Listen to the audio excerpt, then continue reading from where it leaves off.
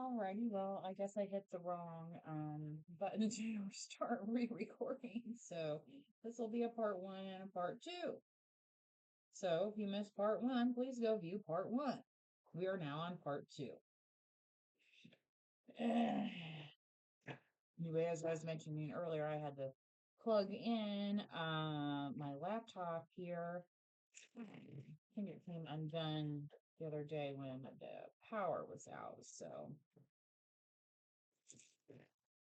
I kept looking at it and I'm thinking, why is that showing the battery was staying low? I realized it has to come unhooked. So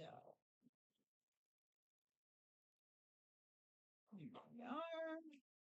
Wherever you go, there you are. There you are. Okay. So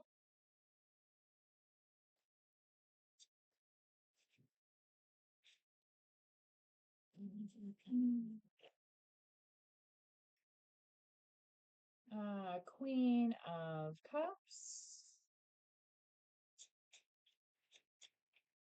So we have this King of Wands here. And now we have a Queen of Cups.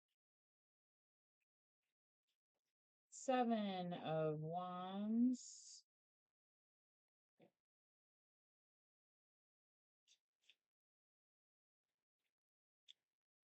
Chariot card, Cancer. Over this Ace of Cups.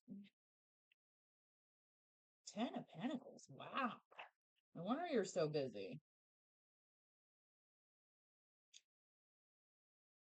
So yeah, definitely don't let anybody guilt trip you. The Lover's card. Oh my gosh. This is turning out pretty good here. You know what I'm saying? Three of Wands. Could have so with this separation here, this Eight of Cups, this could require some travel, some physical separation from somebody. Okay. And the Moon card, where we just had that new moon. Okay, so maybe you started manifesting something with this new moon, and it's like this Eight of Wands. It like all of a sudden started happening, and you're like, oh, this like works, right? But think about it. Once you put that on the brain, once you write it down, once you commit it in your muscle memory, then it's going to become more part of your routine, right? Than just say, wistfully dreaming this and not taking any action on it, right? So this Lover's card here, you could be so it's very interesting. So you have the opportunity, right, for somebody to drag you into their muck and you're like, no, I'll fine, I'll be defensive. You want to call me defensive? You go right ahead. Whatever it takes so I can stay away from this with y'all. Okay? And guess what? You're staying away from this also. The wistfulness, right? And what's it getting you? Somebody on your playing field. Okay?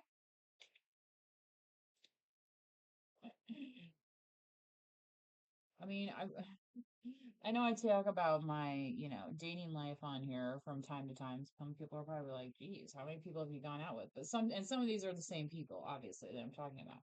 But, one time after I broke up with somebody, right, I ran into his brother for whatever reason. And I think I left some equipment at, because we were always at each other's houses and stuff. Anyway, I left some equipment in his house or something, and he claimed it wasn't there. Anyway, um, so I was like, oh, all right, I see how it is. But anyway, then he's like, oh, that song, that song you wrote, I know, about my brother and blah blah blah. And I was like, huh? I was like, I wrote that before we were even together. I'm like, I didn't even really know your bro then. Sorry, it's like not about him. You know, again, this wistfulness of like, oh, yeah, they're thinking about me. And you're like, I'm thinking about somebody, but it ain't y'all.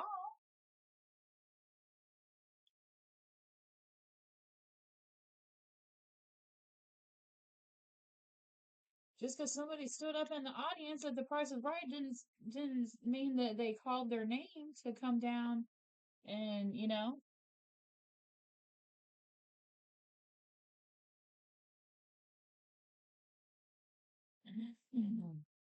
I actually did that one time.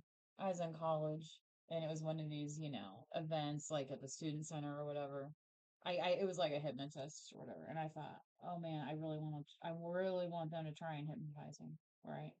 So when they pointed over in our direction, like I don't think they were actually pointing at me, but I took it as though, and it got me up there.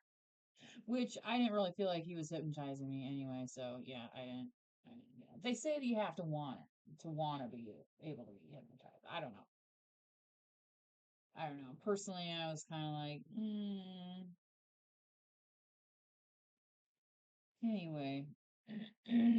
So this six of swords, so yeah, with the ten of wands here. So I feel like collective, you're moving away from unnecessary burdens that people have placed on you. Claiming that such and such is your responsibility, and you're like, In what world? In what world? You know, kind of like that dude saying like, "Oh, I see you wrote that breakup song about my brother," and it's like, it's well, number one, it's not really a breakup song. Number two, I didn't write it about, I didn't write it about your brother. In fact, I don't, I think I might have met him at a social as a social acquaintance at that point in time, but when you're in your 20s, you meet so many people. It's like, are you going to remember every single person and every single instance of, whatever? Mixing and mingling? Not necessarily.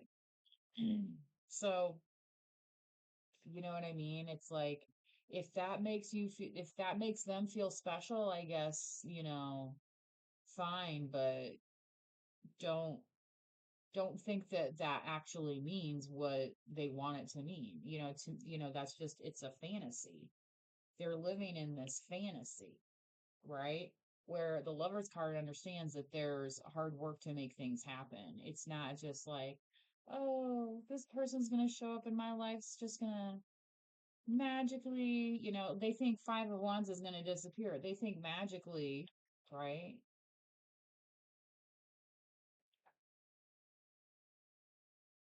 Well, I don't know about that.